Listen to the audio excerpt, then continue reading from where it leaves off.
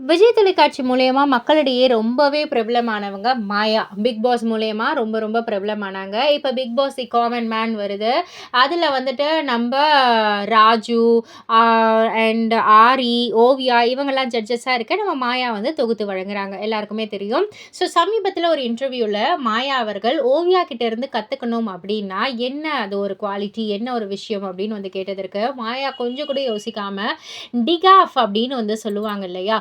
ஆ அதுதான் வந்து ஓவியா. அத வந்து அவங்க கிட்டேருந்து கத்துக்கணும். அதாவது யாருக்குமே வந்து அந்த ஒரு பவர் குடுக்க மாட்டாங்க. அவங்கள டிஸ்டர்ப் பண்றதுக்கோ, இல்ல அவங்கள வந்துட்டு சம்திங் அவங்கள வந்துட்டு ஒரு இது பண்றதுக்கு யாருக்குமே அந்த ஒரு பவர் குடுக்க மாட்டாங்க. அவங்களுக்கு என்ன நெனைக்குதோ அத செஞ்சுட்டு, யாராலயும் எந்த ஒரு பிரச்சனையும் அவங்க கிட்ட வராம மாரி ஒரு சமநிலைய வந்து மெயின்டெயின் பண்ணுவாங்க.